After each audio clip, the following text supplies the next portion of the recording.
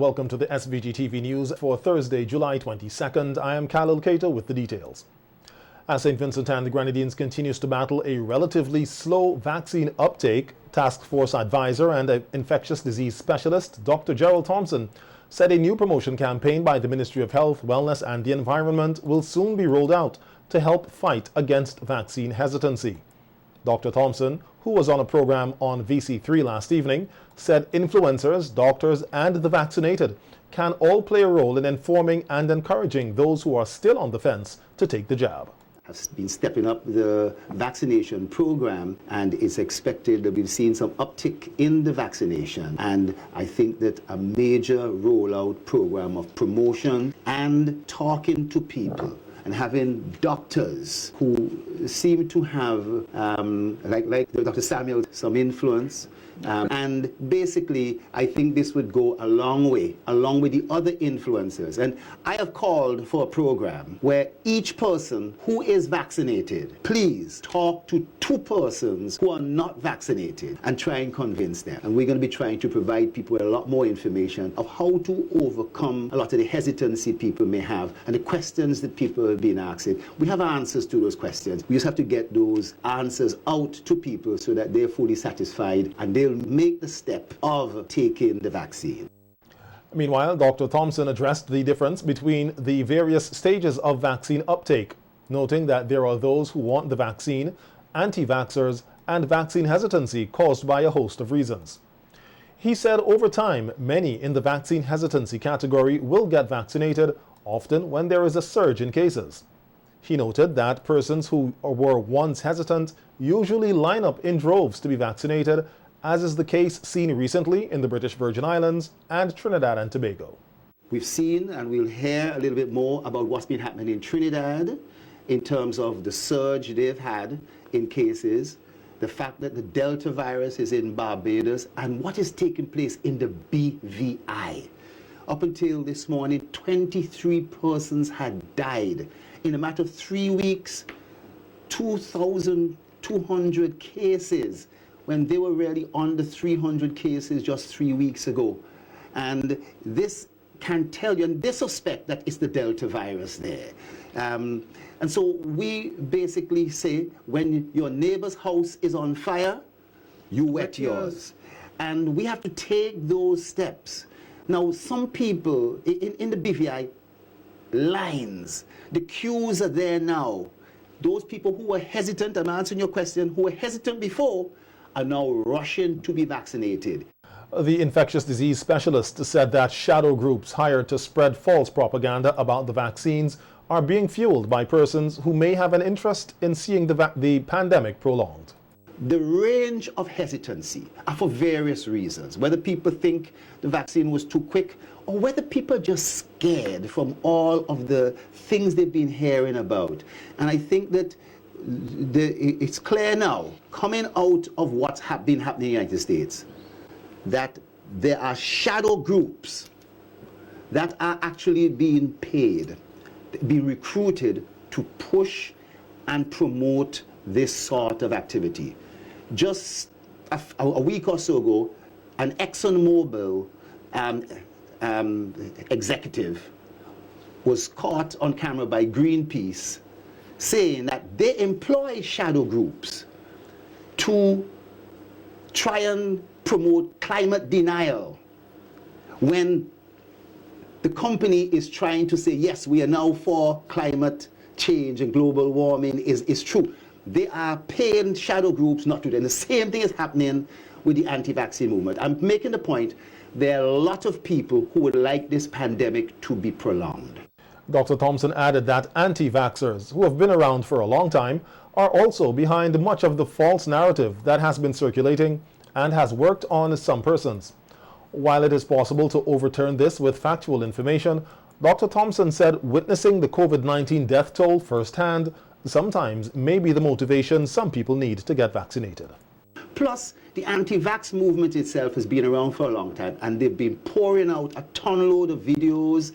I mean, how could somebody have a magnet attached to your arm and say that, well, don't take it because all these things are fake, proposals, and sadly, they have worked with some persons. So in getting the message out, that group of hesitants will probably shrink.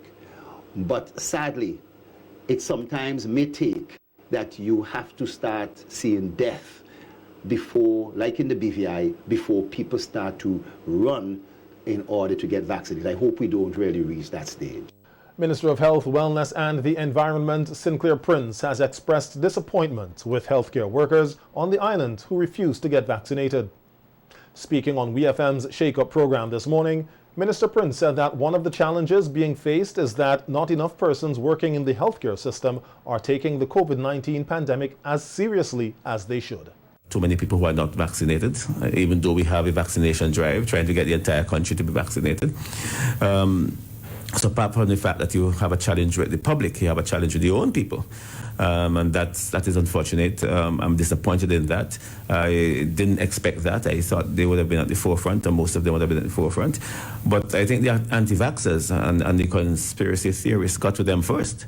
And Mark Twain has a saying, I think it's Mark Twain who said that people who are fooled, it is easier to fool them than to convince them. Otherwise, when you go back to them.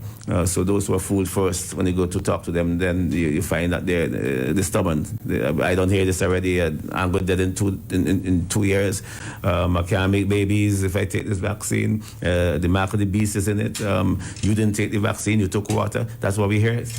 All those kind of things you have to work against. A lot of genuine fear and a lot of ignorance too. Only 22% of nurses and 75% of doctors have been vaccinated in the island thus far. Minister Prince said that the Ministry of Health is working hard to increase the numbers. Well, that is still in flux, actually. We're still dealing with moral suasion, trying to get to talk to them in small groups. The ministry has been doing that. The hierarchy of the ministry in terms of nursing has been talking to nurses one-on-one and also in small groups. We have been using the carrot and the stick, in some cases. But we are hoping, we're using more suasion, we're hoping that they will come around to seeing the importance of this. We have had the excuses that they didn't want the AstraZeneca, they wanted the Sputnik. The Sputnik has come, but I don't see a big difference. Sooner or later you hear people talking about they want the Abdallah from Cuba, waiting for that one. And sooner or later you hear they say, well, there's something coming from somewhere that you don't know about. But there are many excuses, and we're trying our best to deal with them and to deal with the people who are involved. That you can't be at front line, and tell me that you're not going to take the vaccine, whereas you're giving the vaccine to people. The health minister further noted that nurses' hesitancy to the COVID-19 vaccine is one of the reasons why other persons have refused to take the jab. He also listed several other reasons why the general public is not being vaccinated and encourages all citizens to do so. When they see that and when they know that we're a small society, people are going to say, well, they're going to resist. They're going to say, well, if you're not taking it, why are you giving it to me? That's a challenge. It is a reason. It is not the only reason. It may not be the biggest reason.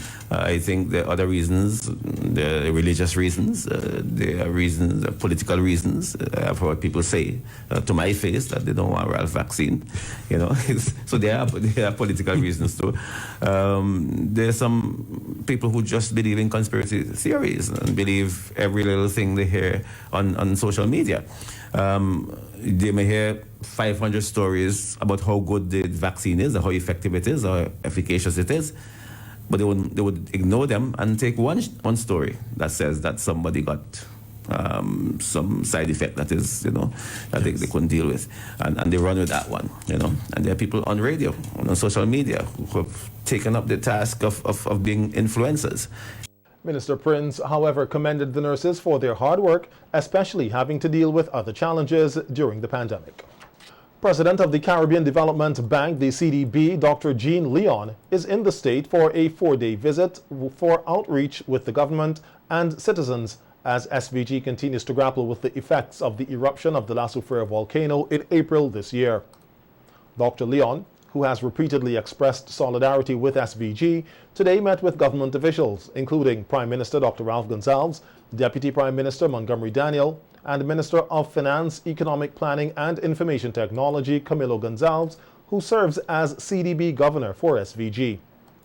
The CDB president said they understand the effect the eruptions and COVID-19 have had on the people of St. Vincent and the Grenadines, and they are here to provide both moral and tangible support, noting that in addition to his meetings with officials, he is also engaging with the citizens of the country to help chart the way forward for recovery. Prime Minister Gonzalez said the CDB is currently the single largest lender of concessionary funds to St. Vincent and the Grenadines, and on that score alone, the CDB is central to the island's development. Noting that the bank is more than a lender to SVG, PM Gonzalez said it offers policy advice and is our all-round, many-sided partner, which is a vital pillar in the integration of our Caribbean civilization. Dr. Leon is leading a delegation which includes Vice President of Operations Isaac Solomon, Director of Projects Daniel Best, and Advisor to the President Dorla Humes. The CDB team is also visiting bank projects currently underway in various parts of the island. The bank has a number of social and infrastructure development projects in various stages of implementation in SVG, including the $140 million Kingstown Port Modernization Project, the $13.6 million School Improvement Project, under which 9 schools will be upgraded, and the $13.4 million Sandy Bay Sea Defense Resilience Project. Animals continue to roam unattended in the red zone and are reportedly causing havoc for farmers. This is according to Prime Minister Dr. Ralph Gonzalez while speaking on radio yesterday. PM Gonzalez said that farmers have complaints to him about the destruction to plants by stray animals. He says his planting them sprouting back. He said, but the damage which is causing now, as he's reinvigorating his farm, the damage from stray cattle is worse than what the sufferer did to him. He said they're eating the shoots coming up from the planting, the cattle them eating them. I asked him about, he said sometimes you have as many as 15 of them will come around. A lot of times 10. They either don't have any rope around their neck or a little piece of rope. I inquired as to... The Ministry of Agriculture has made an appeal for farmers to tie their animals a few weeks ago. Minister of Agriculture Soboto Caesar had also said that 75 to 80% of the animals were tagged. However, PM Gonzalez said most of the animals are not tagged. The reason why they are tagged is that we'll be able to go and identify the owner. Mm-hmm. So we can tell the owner, wherever the owner is, listen man, it's time for you to make sure you take care of your animal. In any event, the Ministry of Agriculture, we can corral the cattle, put them in a particular area, and some are there. I know Sabota told me that they even send in animal food in the early period now. The Prime Minister also expressed his displeasure with some staff at the Ministry of Agriculture, whom he said have not been cooperating with farmers to address their concerns. You see, he went down to the Ministry of Agriculture, spoke to a relevant person at the Ministry of Agriculture, and the person told him that there's nothing the ministry can do. But that's rubbish. Don't tell me that nothing can be done. You know, he said to me, he said, look, he said, comrade, I plow the land. He said, I didn't contour it because afraid if I contour it and the animal is not controlled, they could just come and break down the contours. What he's doing is replanting. So I want if the Ministry of Agriculture people hearing me, the professionals up there, the workers, don't tell people them kind of thing, what is reported to me. Now, after he reported all these things, you know, he said to me, he said, comrade, I want to thank you and the government for the work that you all are doing. You know, he said, but we have some weaknesses like this. He's a mature man who called, you know. The Ministry of Tourism is said to be heightening preparation for the eventual reopening of the local tourism sector. On Thursday, July 15th and Friday, July 16th, The ministry held consultations with stakeholders on the Grenadine island of Bequia, during which it was highlighted by Minister Carlos James that the ministry has received close to 200 calls from cruise companies for this season, noting that cruise ships continue to show interest in visiting the Grenadine Islands. Minister James, however, said that protocols for receiving vessels are being developed with the assistance of the Chief Medical Officer of Health and the Cruise Tourism Task Force with the Ministry of Tourism. That should be within the Ministry of Tourism. Minister James also, along with the Ministry of Tourism and the Tourism Authority officials, held discussions with stakeholders over a 2-day period. These included the Bequia Tourism Association, the Bequia Easter Committee, Action and Rise Up Bequia, land and water taxi operators, craft artisans and boutique operators. The ministry said this series of consultations will continue in the coming weeks with stakeholders in the southern Grenadines as the ministry continues its efforts to rebuild the industry. Meanwhile, the ministry is also preparing to host a virtual 2-day tourism stakeholders conference on August 5th, that should be 4th and 5th, under the theme Reconnecting, Rethinking, Rebuilding the Industry Stronger Than Ever. 2 months ago, on April 29th, 2 families in Rockies in the Kingstown area lost their homes in a landslide after heavy rainfall. One of the homeowners, Ian Edwards, is grateful for life and is now looking to rebuild and is seeking assistance to do so. Larissa Pugsley-Kidd tells us more in this report. After narrowly escaping death with his 3-month-old baby during a landslide which took their home, Ian Edwards is counting his blessings. The government has since rented an apartment for him and his family, and though they're in a comfortable setting, Lewis said he wants to speed up the process of rebuilding his home. The father of 4 made an appeal to persons for any help to commence the rebuilding process. I am seeking for rebuilding materials because when I checked the government, the last time that I checked, they told me they don't have no resources at this time. But I know they told me they have some material to come.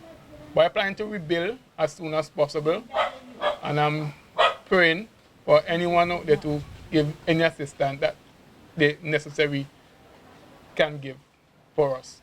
I will very appreciate it. I want to start to rebuild by the end of the month, this month. We'll be in August. Edwards says, luckily for him, he had initiated the purchasing of a land in the area for quite some time before the house was destroyed. And while he was not yet completed paying for the land, he was told that he can start building on it. There is no place that's safe, but I mean, I think I prefer here. I think here is more safer, more closer to the road. The only thing I have to do is to put a wall to the bottom down there. That's the only thing I think I got to do to make sure a little more safety. Put a wall to the bottom down there, and I think I should be fine. I say I'm going to build a more durable home so that it can withstand more force than the one I had before. According to Edwards, who is currently employed with the Public Health Sanitation Department, nothing much was salvaged from his 3-bedroom house on April 29th, which he was leasing for the past 12 years. Because whatsoever saved, they get wet up and they get saturated and they just end up on no good. Like the mattresses, the couch set, and the only thing I believe I saved must be the fridge. I believe that's good. This fridge and some couple of clothes, and we get to wash back out and reweigh, and everything has been destroyed. The baby crib mash up, the TV mash up, the stove mash up, all the ways and them break up. Edwards said following the incident which rendered them homeless, they received help locally and internationally, which he and his family are thankful for. People have been assisting us with food stuff and clothing, which I very much appreciated. I want to say thanks to everyone who chip in. Very much thanks to everyone who chip in from various places like St. Vincent especially and abroad. Edwards and his family refers to his now 5-month-old daughter as a miracle. It's a very narrow escape and saying I have to jump the porch with the little baby. It was 3 months at the time. She's 5 months now. Must be grateful to God because no one lost their lives, no one get injured. Everybody, as they come out just in nick of time.